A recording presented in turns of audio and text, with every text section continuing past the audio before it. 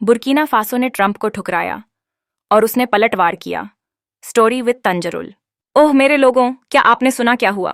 संयुक्त राज्य अमेरिका ने बुर्किना फासो के लिए वीजा पर प्रतिबंध लगा दिया है, सिर्फ इसलिए क्योंकि पश्चिमी अफ्रीकी देश ने एक अमेरिकी निर्वासन प्रस्ताव को ना कह दिया। शक्ति कभी खोती नहीं है, बस उसका रूप बदलता है।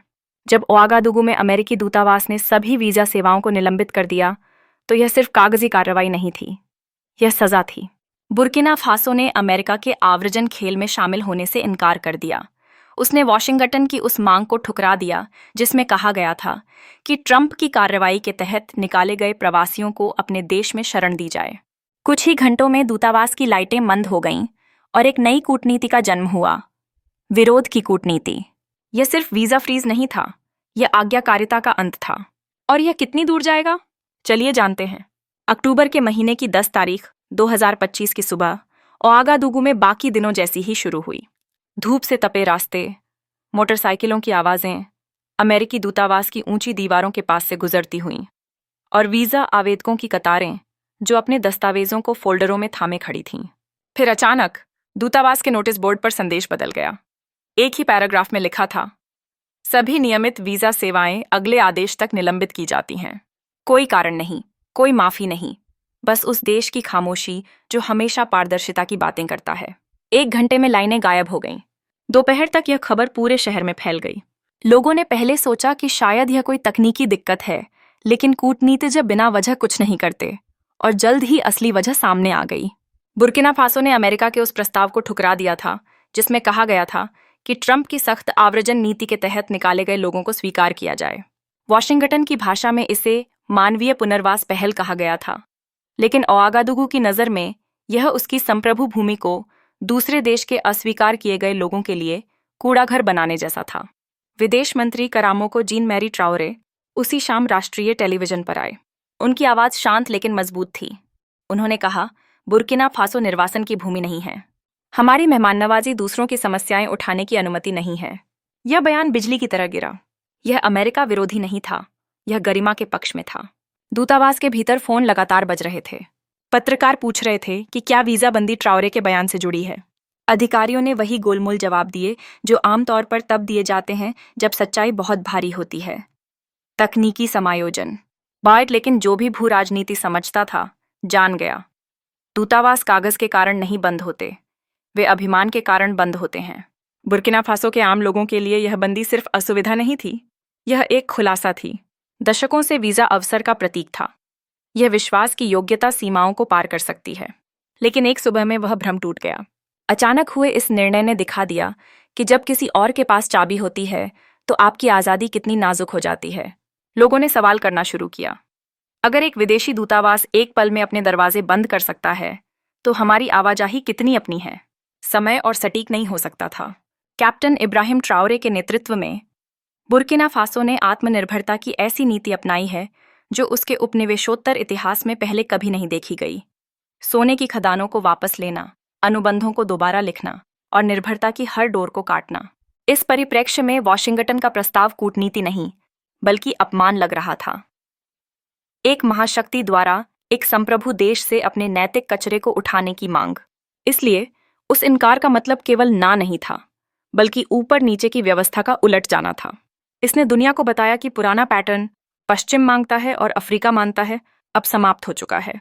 दूतावास की यह प्रतिक्रिया, चाहे जानबूझकर हो या नहीं, उसी सत्य को मजबूत करती है जिसे ओआगादुगु साबित कर रहा था। जब आप सीधा खड़े होते हैं तो जो लोग आपकी चुप्पी के आदी हैं वे कांपने लगते हैं। आम नागरिकों ने इस घटना में प्रतीक देखे। दूतावास के दरवाजे जो कभी कुछ चुनिंदा लोगों के लिए खुले रहते थे, अब असमानता के स्मारक की तरह बंद खड़े थे। फिर भी निराशा नहीं थी, बल्कि गर्व की एक लहर थी। अगर वो हमें नहीं चाहते तो ठीक है, एक विश्वविद्यालय छात्र ने स्थानीय रेडियो पर कहा। इसका मतलब है कि हम अब इतने स्वतंत्र हो गए हैं कि उन्हें खुश करने की जरूरत नहीं।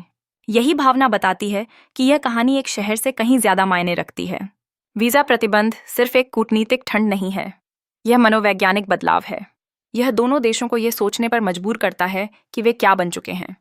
एक जो नियंत्रण का आदी है, दूसरा जो जीवित रहने का, और अब उनमें से सिर्फ एक विकसित हो रहा है। अब सवाल यह नहीं है कि वॉशिंगटन ने अपने दरवाजे क्यों बंद किए, सवाल यह है कि उसने ऐसा प्रस्ताव क्यों दिया था। कौन सी सोच एक वैश्विक शक्ति को यह कहने पर मजबूर करती है कि एक गर्वित अफ्रीकी देश उसके अस्वीकार किए गए लोगों को स्वीकार करे। समझने के लिए कि वॉशिंगटन ने ऐसा अनुचित प्रस्ताव क्यों दिया, हमें समझना होगा कि आधुनिक अमेरिकी राजनीति में निर्वासन का असली मतलब क्या है। यह अब आव्रजन कानून या सीमा प्रबंधन का मामला नहीं है, यह प्रदर्शन है। जब एक महाशक्ति अपनी समस्याएं निर्यात करने लगती है तो वह व्यवस्था नहीं बनाती, वह नीतियों के नाम पर अराजकता फैलाती है। डोनाल्ड आए। यही वह सौदा था जिसे बुर्किना फासो ने ठुकरा दिया। यह कोई मानवीय मदद का समझौता नहीं था, बल्कि एक ऐसा सौदा था जो दोनों पक्षों की गरिमा को मिटा देता। अगर बुर्किना फासो इस प्रस्ताव को मान लेता तो इसका अर्थ होता कि देश अपने माथे पर एक लेबल चिपका ले, किराए पर उपलब्ध राष्ट्र। और एक बार यह लेबल लग जाए तो उसे मिटाना आसान नहीं होता। हैती जानता है, होंडुरास जानता है। वे देश जिन्होंने कभी अस्थायी निर्वासन समझौतों पर हस्ताक्षर किए, वर्षों बाद भी उन्हीं अस्थायी शरणार्थियों को ढो रहे हैं, बिना फंडिंग के, बिना बाहर निकलने की कोई योजना के। इस व्यवस्था का दार्शनिक अपराध केवल नैतिक पाखंड नहीं है, यह बौद्धिक धोखा भी है। वॉशिंगटन निर्वासन को जिम्मेदारी का प्रश्न बताता है, यह दावा करते हुए कि विकासशील देशों को भी अपना हिस्सा निभाना चाहिए। लेकिन सवाल यह है, वह वैश्विक व्यवस्था किसने बनाई जिसने प्रवासन को जन्म दिया? किसने आर्थिक नीतियां गढ़ीं, संसाधनों की लूट की और सुरक्षा संकट पैदा किए जिनसे लाखों लोग बेघर हुए? वे ही शक्तियां जो आज अपनी सीमाओं के भीतर निर्दोष बनने का ढोंग कर रही हैं। यही कारण है कि बुर्किना फासो का इनकार इतनी गहराई से चोट करता है। इसने पूरे झूठे नैरेटिव का मुखौटा उतार दिया। जब ट्राओरे ने कहा, हम निर्वासन की भूमि नहीं हैं, तो वे सिर्फ बुर्किना फासो के लिए नहीं बोल रहे थे। वे उस सोच को चुनौती दे रहे थे जिसमें अफ्रीका को हमेशा पश्चिम की असफलताओं का बोझ उठाने वाला बताया गया। उन्होंने दृष्टिकोण उलट दिया। अगर अफ्रीका ने समस्या पैदा नहीं की तो बोझ भी अफ्रीका क्यों उठाए? और यही बात अमेरिकी प्रतिक्रिया को सबसे ज्यादा उजागर करती है। दूतावास का बंद होना केवल कूटनीतिक रूठना नहीं था, यह एक झटका था। वॉशिंगटन को आज्ञाकारिता की आदत है, अंतरात्मा की नहीं। जब कोई देश जिसे कभी हाशिए पर रखा गया था ना कह देता है तो पूरी सत्ता संरचना हिल जाती है। वह असमानता जिसने पश्चिम को वर्षों तक अपने अपराधों को दूसरों पर डालने दिया, अचानक कमजोर दिखने लगती है। निर्वासन कूटनीति की जड़ें एक पुराने भ्रम पर टिकी हैं कि मजबूरी देशों को विनम्र बना देती है। लेकिन अब यह भ्रम टूट चुका है। बुर्किना फासो और आज का नया अफ्रीका मजबूरी की परिभाषा ही बदल रहा है। गरीबी संसाधनों को सीमित कर सकती है, लेकिन सोच को नहीं। जो देश पहले ही युद्ध, प्रतिबंध और एकांत झेल चुका है, उसे अब कागजी धमकियां नहीं डरा सकती। यही इस कहानी का मोड़ है। क्योंकि जब निर्वासन जैसे हथियार विफल हो जाते हैं तो वॉशिंगटन अगले नरम हथियारों की ओर बढ़ता है। आर्थिक दबाव, वीजा रोक, मीडिया कहानियां, ऐसे तरीके जो सजा देते हैं पर हार स्वीकार नहीं करते। अब सवाल यह है, अगर निर्वासन नियंत्रण की कठोर ताकत है, तो जब अमेरिका मुलायम ताकत का इस्तेमाल करता है तो क्या होता है? वह हथियार जो विनम्र दिखता है पर सबसे गहरी चोट पहुंचाता है। अब थोड़ा रुकें और शुक्रिया कहें स्टोरी विद तंजरुल समुदाय का, जहां अफ्रीकी सभ्यता, इतिहास और पहचान की कहानियां संरक्षित और साझा की जाती हैं। अगर आप इसका हिस्सा बनते हैं तो आप केवल एक चैनल नहीं, बल्कि एक सांस्कृतिक आंदोलन का हिस्सा बनते हैं। आइए आगे बढ़ते हैं। अगर निर्वासन नियंत्रण का कठोर औजार है तो वीजा उसका रेशमी रस्सा है, छूने में नरम पर तोड़ने में मुश्किल। जब जबरदस्ती निर्वासन का डर बेअसर हो गया, वॉशिंगटन अब चिल्लाता नहीं, धीरे धीरे फुसफुसाता है। अब वह सैनिक नहीं भेजता, वह चुप्पी भेजता है। और यह चुप्पी एक नीले पासपोर्ट की मुहर के साथ आती है। ज्यादातर लोगों के लिए वीजा बस एक स्टिकर है, यात्रा की अनुमति। लेकिन भू राजनीति में यह व्यवहार नियंत्रण का उपकरण है। तर्क सरल है, जो गतिशीलता को नियंत्रित करता है वह कल्पना को नियंत्रित करता है।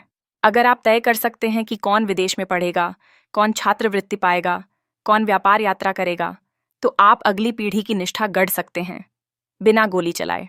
यही कारण है कि दूतावास केवल इमारतें नहीं होते, वे आकांक्षा के कारखाने होते हैं।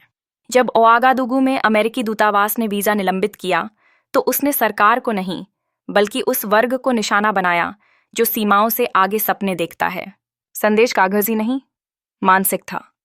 तुम्हारे विद्रोह की कीमत है और हम उसे अकेलेपन में मापेंगे। काया के किसान या बोबो द्यूलासो के व्यापारी के लिए जीवन पहले जैसा ही रहा। लेकिन उस छात्र के लिए जिसके पास छात्रवृत्ति थी, उस उद्यमी के लिए जो अटलांटा सम्मेलन की प्रतीक्षा कर रहा था, या उस कलाकार के लिए जो न्यूयॉर्क प्रदर्शनी में जाने वाला था, दरवाजा धीरे से बंद हो गया, जैसे अवसर का भी कोई विदेशी मालिक हो। दरवाजा धीरे से। यही मुलायम ताकत का तरीका है, चयन के जरिए। यह देशों के भीतर एक विशेषाधिकार की श्रेणी बनाता है। लोगों को सिखाता है कि गरिमा भी मोलभाव की चीज है, अगर महत्वाकांक्षा विदेशी अनुमति पर निर्भर है। जो झुकते हैं उन्हें प्रवेश मिलता है, जो डटते हैं वे दरवाजे के बाहर रह जाते हैं। यह तरीका खूबसूरत इसलिए है क्योंकि इसे बल की नहीं, बस इच्छा की जरूरत होती है। लेकिन यही जगह है जहां अमेरिका से चूक हुई। इच्छाएं नीतियों से तेज बदलती हैं। वही अफ्रीका जो कभी पश्चिम की ओर देखता था, अब एशिया, मध्य पूर्व और खुद अपने भीतर झांक रहा है। एक दूतावास का बंद होना 10 नए रास्ते खोल देता है। चीन पूर्ण छात्रवृत्तियां देता है, बिना राजनीतिक भाषण के। रूस इंजीनियरों को प्रशिक्षित करता है, बिना लोकतंत्र का पाठ पढ़ाए। तुर्की, भारत और मिस्र व्यापार मेले आयोजित करते हैं, जहां अफ्रीकी उद्यमी मेहमान होते हैं, गुलाम नहीं। जैसे ही अमेरिका ने वीजा को हथियार बनाया, वैसे ही उसने उसे कमजोर भी कर दिया।